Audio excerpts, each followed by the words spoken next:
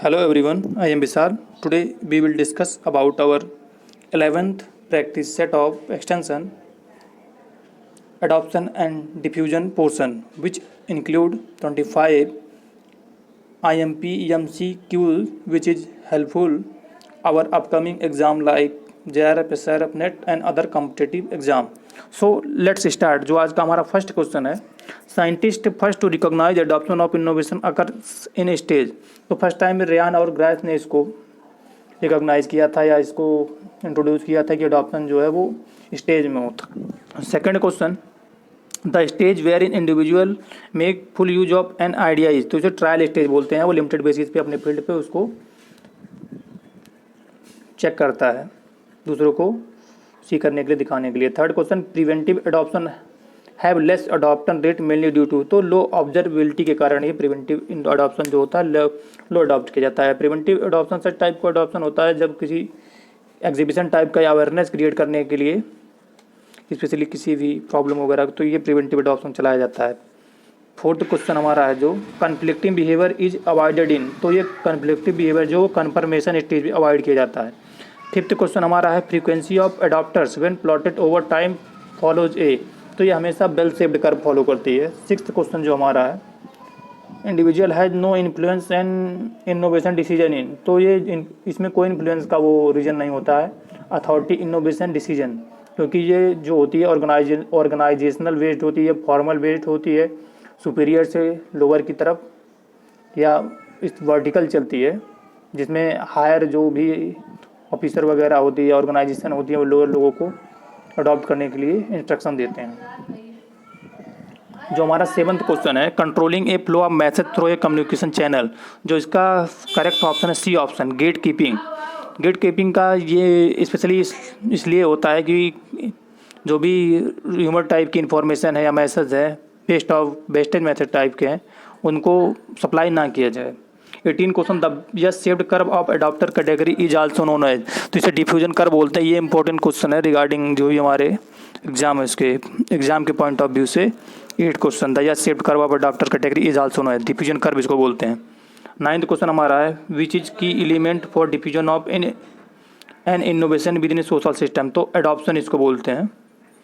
10th question जो हमारा है, parameters use to partition the curve into 5 area of adopter category.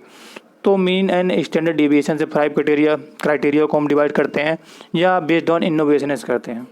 11th question जो हमारा है, which reason facilitate re invention.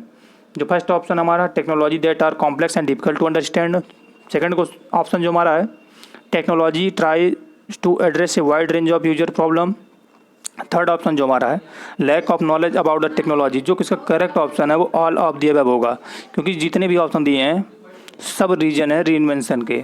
12th option जो हमारा है, the farmer who accept only a few of the recommended practices are use them at adjust for modified level is known as. तो partial adopter बोलते हैं कि जो permanent नहीं होता है, किसी टेक्नोलॉजी को देखा फॉर बेनिफिट के लिए उसने उसे अडॉप्ट कर लिया अकॉर्डिंग टू सीजन वाइज, तो इसे हम लोग बोलते हैं पार्शियल अडॉप्टर। 13 क्वेश्चन जो हमारा, stage of adoption are dynamic and not static is said by. तो YP सिंह ने बोला था इसको।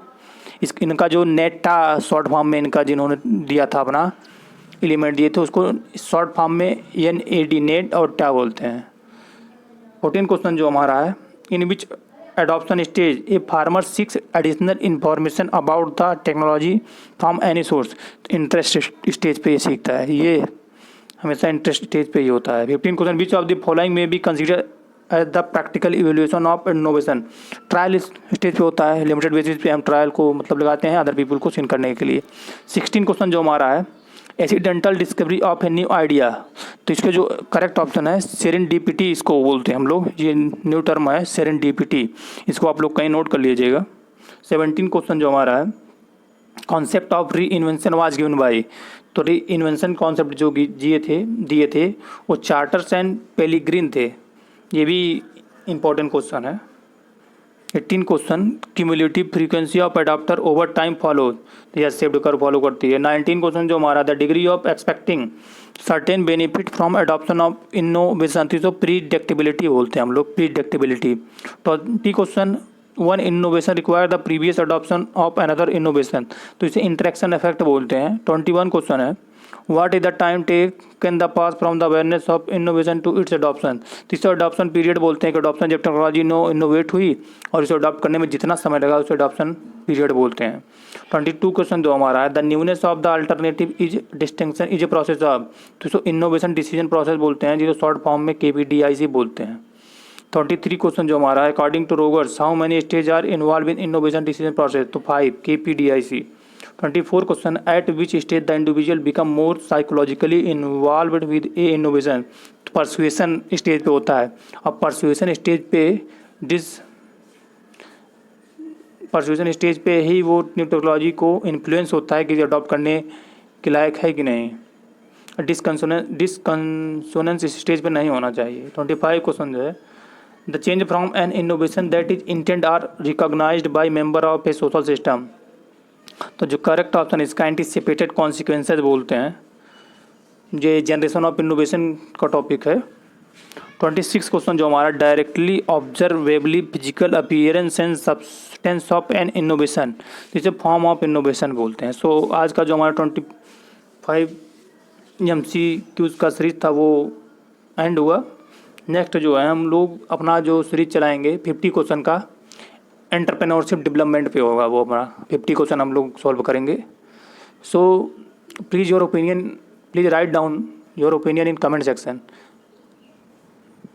just like your doubt, your queries, please write down it, and please like, share and subscribe. Thanks for listening.